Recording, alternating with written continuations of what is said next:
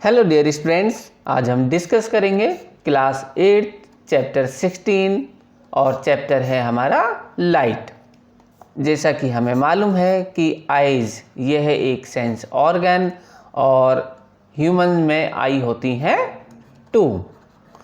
तो इन आइज से हम देख सकते हैं mountains, reverse, trees, plants, clouds, rainbow etcetera. इसके अलावा नाइट में भी हम देख सकते हैं मून एंड स्टार्स।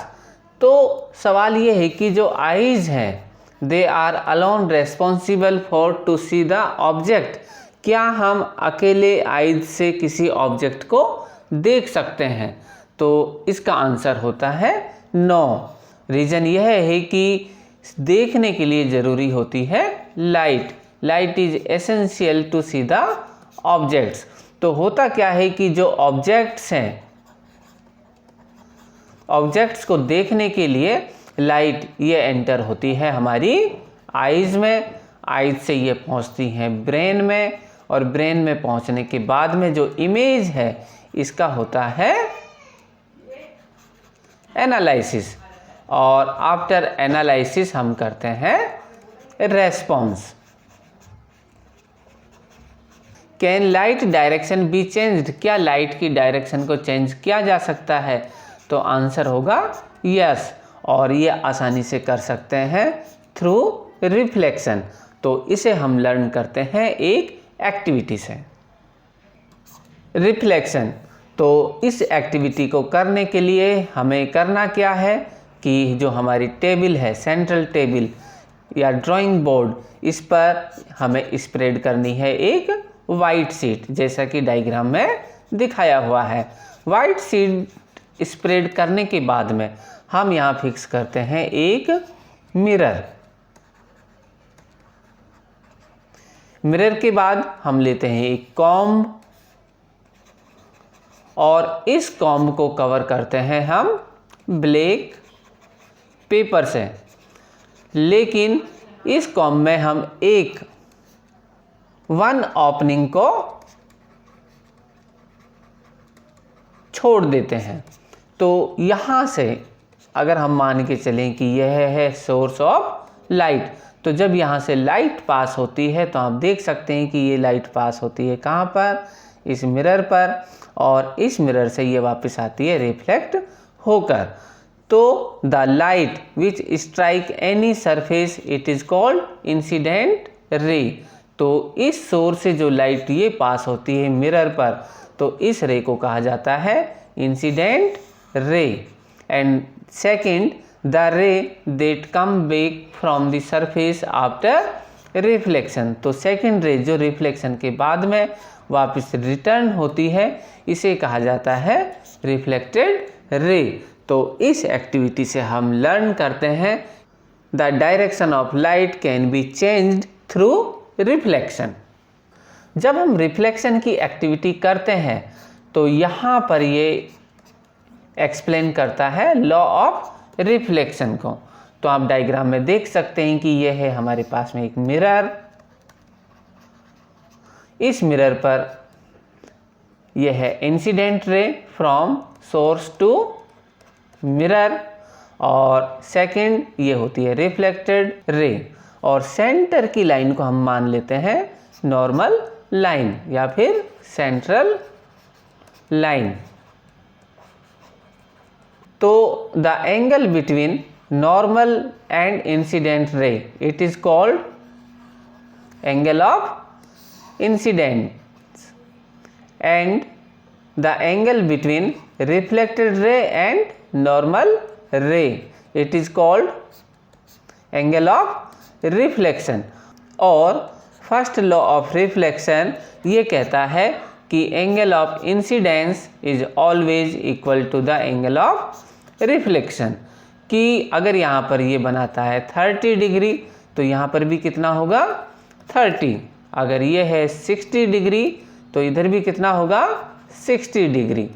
तो दोनों ही angles they are always equal to each other.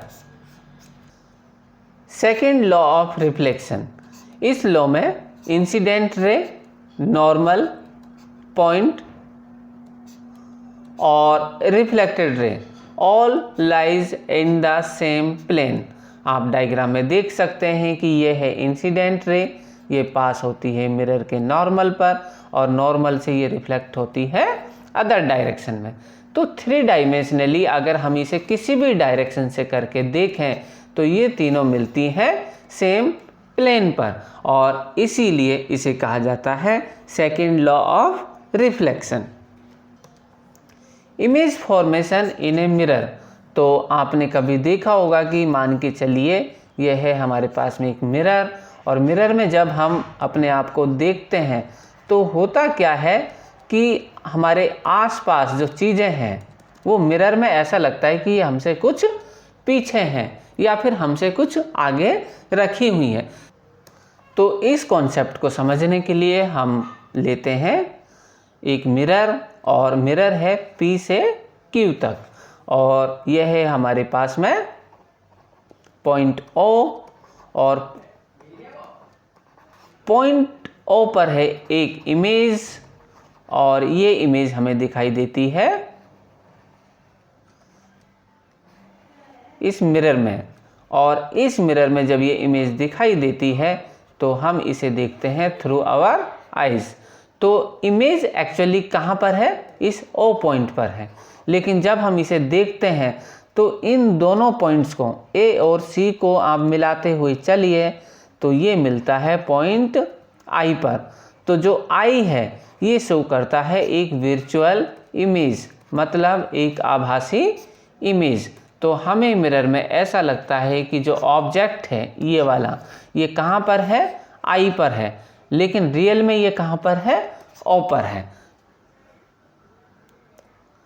तो हम कह सकते हैं कि virtual image of the point O is formed at I। Lateral inversion, an image formed by a mirror, the left of the object appears on the right and the right appears on the left. This is known as lateral inversion। तो आपने देखा होगा कि mirror में जब हम अपने आप को देखते हैं तो हमारी जो लेफ्ट इमेज है वो ऐसा लगता है कि वो कहाँ पर है? राइट है, और राइट जो इमेज है हमारी वो हमें अपेयर होती है लेफ्ट में। तो इस तरह की इमेज को कहा जाता है lateral inversion. Regular and diffused reflection. तो हमारे पास में है 2 सरफेस, ये है इर्रेगुलर सरफेस और सेकंड सरफेस, ये है हमारे पास में रेगुलर सरफेस।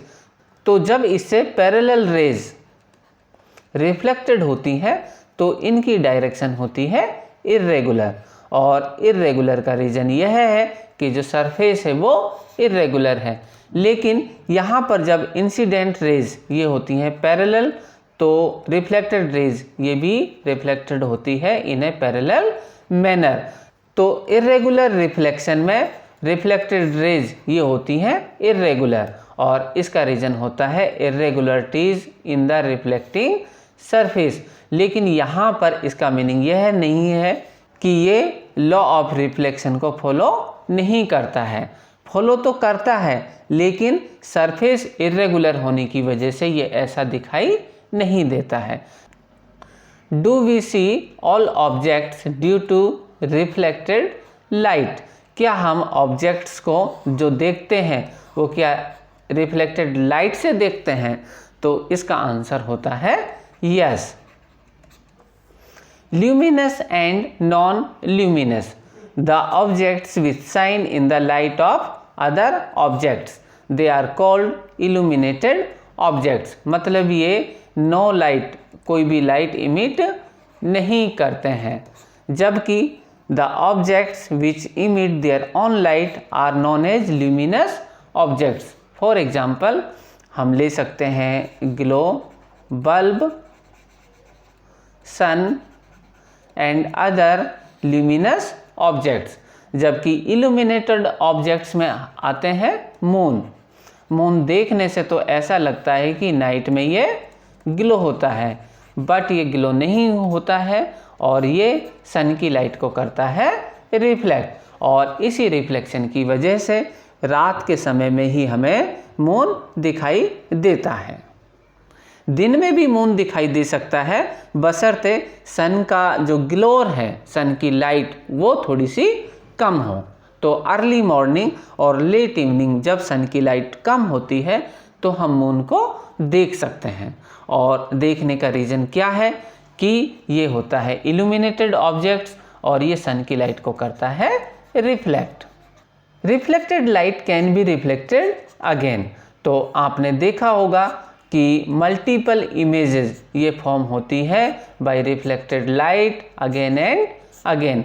तो यहाँ पर एक इमेज है सैलून शॉप की, और इस सैलून शॉप में आप देख सकते हैं कि सामने है एक मिरर और इसके पीछे भी है एक मिरर। तो होता क्या है कि ये लाइट कंटिन्यू आपस में होती है रिफ्लेक्ट, और रिफ्लेक्ट होने पर बनाती है मल्टीपल इमेज। और इसी कॉन्सेप्ट का यूज़ करते हैं हम पेरिस्कोप बनाने में। तो पेरिस्कोप होता क्या है, तो आप देख सकते हैं कि ये है हमारे पास में सी, और सी के अंदर है एक सबमरीन जो पानी के अंदर रहती है। तो अगर हमें ये ऑब्जर्व करना है कि पानी के बाहर क्या हलचल चल रही है या क्या कुछ ऑब्जेक्ट्स आसपास हैं, तो इसके लिए हम यूज़ करते हैं सबमरीन में पेरिस्कोप। तो पेरिस्कोप का कॉन्सेप्ट है कि ये है हमारे पास में आउटर साइड मिरर। तो लाइट बाहर से ये कहाँ आती है, तो इस मिरर को स्ट्राइक करती है। तो मिरर पर आने के बाद में अगेन ये मिरर लाइट को करता है रिफ्लेक्ट। कहाँ पर, इनसाइड सी, इस मिरर पर। और यहाँ इस मिरर पर लाइट पहुँचने के बाद में हम आसानी से आउटर साइड ऑब्जेक्ट्स जो मूव कर रहा है उसे इजीली ऑब्जर्व कर सकते हैं। तो इस पेरिस्कोप का यूज़ करते हैं by soldiers in bunker and in submarine to see the things outside. Kaleidoscope. Kaleidoscope एक इंस्ट्रूमेंट है जिसका यूज़ किया जाता है डिजाइन्स बनाने में। इसके लिए ज़रूरी है 3 ग्लास स्ट्रिप जिसकी साइज होगी 15 centimetre long and 4 centimetre wide, 2 circular glass plate, इस तरह की गोल प्लेट होगी, 1 cardboard disc having a hole, glue, sellotape, circular cardboard tube, और इसका साइज ग्लास स्ट्रिप से थोड़ा सा बड़ा होना चाहिए। तो सबसे पहले हम लेते हैं ये 3 ग्लास स्ट्रिप और इन्हें इस तरह से जॉइन करते हैं कि जो इनका एंड्स हैं वो प्रिज्म शेप बन जाए, और कुछ इस तरह की शेप बनती है इनको जॉइन करने के बाद में। अब ये प्रिज्म शेप स्ट्रक्चर बनती है तो हम इसे इंसर्ट करते हैं सर्कुलर कार्डबोर्ड ट्यूब में। तो सर्कुलर कार्डबोर्ड ट्यूब में इंसर्ट करने के बाद में इसके 1 एंड, 2 एंड होंगे, एक तो ऊपर वाला और एक लोअर एंड। तो इसके 1 एंड पर हम फिक्स करते हैं कार्डबोर्ड डिस्क, और इसके सेंटर में होता है एक होल, और इस होल का यूज़ करते हैं to see the changes inside kaleidoscope. और इसके दूसरे एंड पर हम फिक्स करते हैं एक प्लेन सर्कुलर ग्लास प्लेट। तो यहाँ पर सबसे पहले हमने फिक्स की एक सर्कुलर ग्लास प्लेट, तो ये जगह कुछ खाली रह जाती है। तो इस खाली जगह में हम प्लेस करते हैं कुछ कलर्ड ग्लास, या फिर हम कह सकते हैं कि broken pieces of coloured bangles. Coloured glass या फिर broken piece of coloured bangles रखने के बाद में तो हमें ध्यान रखना है कि कलर्ड ग्लास ये आसानी से इसके अंदर मूवेबल हो सकें, और जब ये मूव करते हैं तो ये बनाते हैं डिफरेंट डिजाइंस। तो इसके बाद हम सेकंड ग्लास प्लेट से इसे कर देते हैं कवर। तो यहाँ पर ये बन जाता है हमारा क्लेडियोस्कोप। इस क्लेडियोस्कोप का इंटरेस्टिंग फीचर यह है कि you will never see the same pattern again, कि आप कोई भी पैटर्न अगर इसमें एक बार बनता है तो सेम पैटर्न दोबारा से नहीं देखते हैं। और इसकी खास बात की वजह से डिज़ाइनर्स एंड आर्टिस्ट ये इसका यूज़ करते हैं to get new ideas for new patterns for wallpapers and fabrics. Sunlight white और कलर्ड। सनलाइट ये होती है वाइट, लेकिन ये कंसिस्ट होती है सेवरल कलर से। तो splitting of light into colours it is called dispersion of light. तो आपने देखा होगा कि प्रिज्म पर जब हम लाइट फॉल करते हैं तो ये प्रोड्यूस करता है 7 कलर्स, और ये 7 कलर्स का बनना इसी को कहा जाता है dispersion of light. Dispersion of light का एक नेचुरल फिनोमेना है फॉर्मेशन ऑफ रेनबो, और इसमें भी हमें दिखाई देते हैं 7 कलर्स। तो 7 कलर्स की वेवलेंथ ये होती है 390 से लेकर 700 नैनोमीटर तक। तो मान के चलिए कि ये है लाइट का एक स्पेक्ट्रम, और इस स्पेक्ट्रम में 390 से छोटी और 700 से बड़ी इन लाइट्स को हम नहीं देख सकते हैं। ये कैसी लाइट है? Non visible. लेकिन जो बीच की रेंज है 390 से लेकर 700 नैनोमीटर तक, इस लाइट को हम इजीली देख सकते हैं, और इसका कलर होता है V for violet, I for indigo, B for blue, G for green, Y for yellow, O for orange and R for red. तो रेनबो में इसी सीक्वेंस में हमें 7 कलर दिखाई देते हैं। इसे हम एक्सपेरिमेंटली भी प्रूव कर सकते हैं।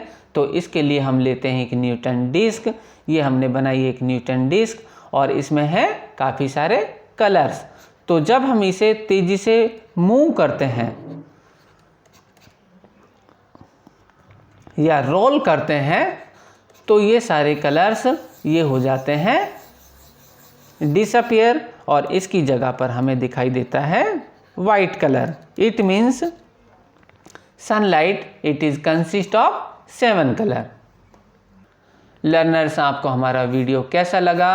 अपने विचार ज़रूर कमेंट सेक्शन में दीजिएगा। इसी के साथ thanks for watching. Please like, share and subscribe our channel Biology Academy. Thank you.